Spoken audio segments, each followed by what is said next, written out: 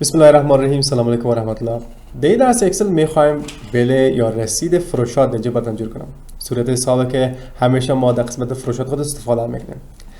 اسم جنس، تعداد و قیمت فقط چیزی هست که ما باید خانه پوری کنیم. مطابق همه چیز اتومات است و فقط دیگه من نمبر نشه کردم میتونم مجموعه هم اتومات میاد. یکی چطور جور میشه حال شما تعقیب کنید مرا. خب بخاطر ساخت این بل اول لازم است که جهت شیت تغییر بدم، یعنی جهت جدول خود تغییر میتونم با کمک تاب پیج لیاوت و سپس میریم سوی شیت آپشن و شیت رایت تو لفت سلکت میکنم.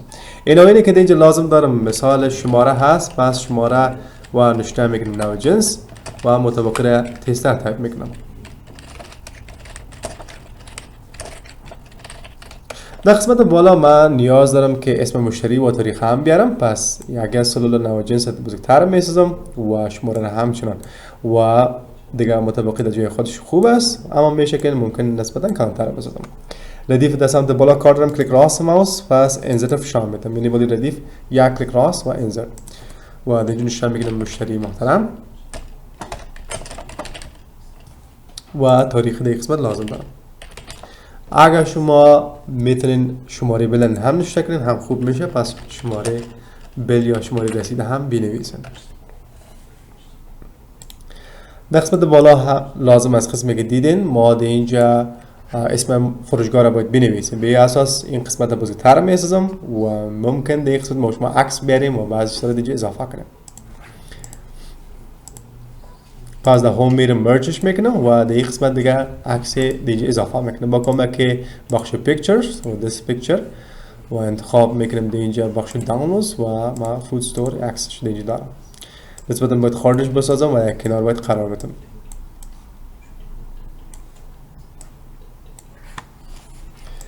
و در این قسمت از طریق ورد آرت متن بزرگتر نشون میکنم، پس انزرت و در میرم سوی ورد آرت و ورد آرت خود سلکت میکنم کدام دیزاینی که دوست دارین یکشو سلکت کنین و نشون میکنم.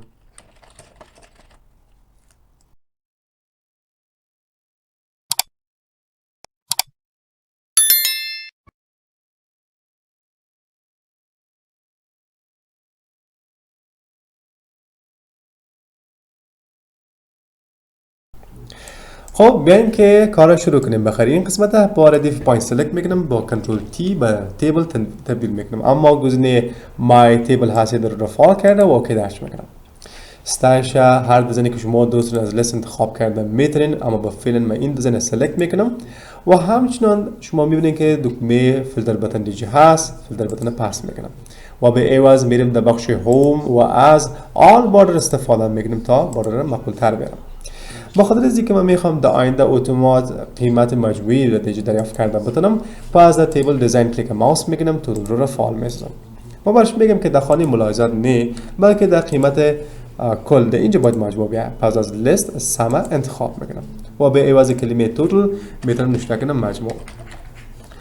چون من میخوام در آینده شماره اتومات باشه، پس از یک فرمول استفاده میکنم و فرمول هست مساوی رو منفی رو و بالای شماره کلیک ماوس میکنم، قوس بسته و انتر فشار میدم و در این قسمت ما میخوایم قیمت کل هم فرمول بدم، چون لازم نیست که هر دفعه ما ضربش کنم. نشون میگیرم مساوی تعداد ضرب قیمت فی واحد میکنم که قیمت کل دریافت شود و به خاطر دیتا انتری باید یک گزینه بسیار جالب داشته باشم، پس ما قسمت پایین آر راست نشون هم میکنم.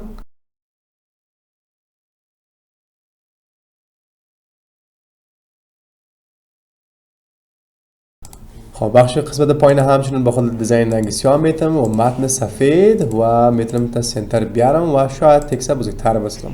ممکن که شما طوری دیگه شماره تماس بنویسین خوبتر میشه و به این اساس ما کل جدول خود سلکت میکنم و یک بوردر بزرگتر یا ضخیم‌تر بکنم که تک بوردر اضافه کنم به شکلی که در قسمت پرینت هم مقبول‌تر بیاد. بیاین که خانه پوری کنیم، اما با یک سیستم بسیار جالب. در اینجا من دکمه فورم دیگه دارم، اما قبل از اینکه از استفاده کنم بیاین که اضافه کنم. اول رایت کلیک ریمووش میگیرم و بیاین دوباره کلیک راست ماوس و بریم سوی کاستماایز ریبن و از این قسمت انتخاب میکنم کویک اکسس تول بار و از این قسمت لیست کلیک ماوس کرده و آل کامندز انتخاب میکنم و در آل کامندز همین فرامین و چیزی که من نیاز دارم در اینجا فرم خواهد بود. پس سکرول میکنیم تا بخش فورم و فورم سلکت کرده با کمک اد دیگه اضافه میکنم. اوکی درش میکنم.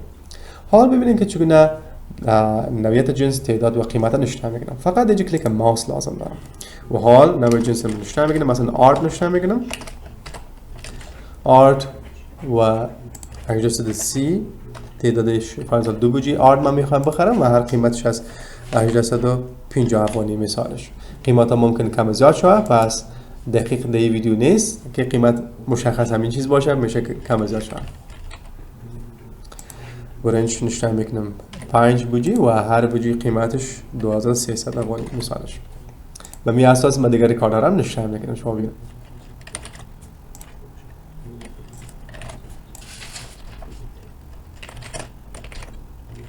با خاطر خانه بعدی از تب استفاده کنید ارتباطاً آسان تر میشه و ما حال فقط 6 و کلید انتر افشار میدم که ریکارد به ما اضافه شه. یعنی فقط کار من بسیار ساده است، با تب نشون میکنم و کار بسیار راحت پیش میره اینجا. خیلی خوب، با خاطر اینکه جذاب‌تر و جالب‌تر هم بسازیم، بیاین که ریکارد قبلی رو پیدا کنیم با کمک کرایتریا. مثلا من در ریکارد اول خود داخل میشم و میتونم هر ریکارد بررسی کنم با کمک فایند نکست و فایند پریویس با ریکارد قبلی خود میرم. اینجا است که من میتونم دیگه بیام در کرایتریا کلیک ماوس کنم و فرض مثلا دیگه نشه کنم نخواد و فایند نکست فشار بدم، اما در قسمت شماره نه بلکه در نوع جنس باید نشون کنم. پس دیگه در نوع جنس نخواد نشون میکنم و فایند نکست فشار میدم که مستقیم در مورد میرسم. و همچنین میتونم در قسمت کرایتریا دوباره کلیک ماوس کنم، پاک کنم کرایتریا خود و فرض مثلا شماره اول میخوام برم، پس شماره اول خود دیگه نشون میکنم و با کمک فایند نکست بررسی میکنم و در فایند پریویس بررسی میکنم، در اول میرسیم. خب این بود سیستم نشون کردن بیل با کمک اکسل.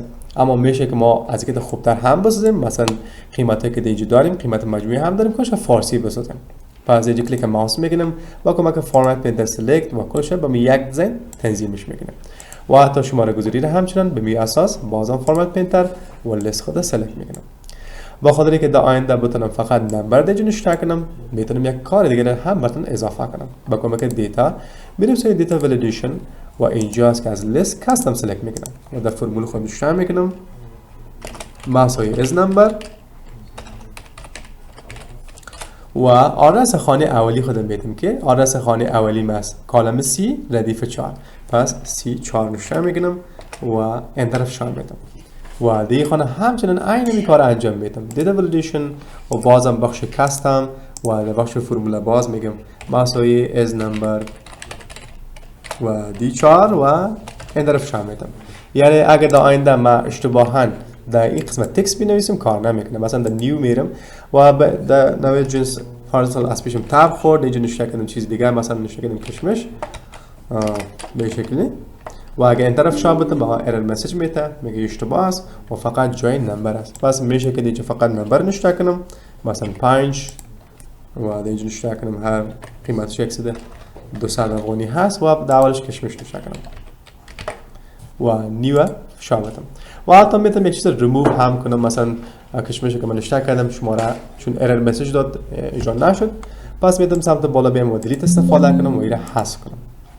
خب این بود طریقه ساخت بیل با کمک فورم و با کمک اکسل.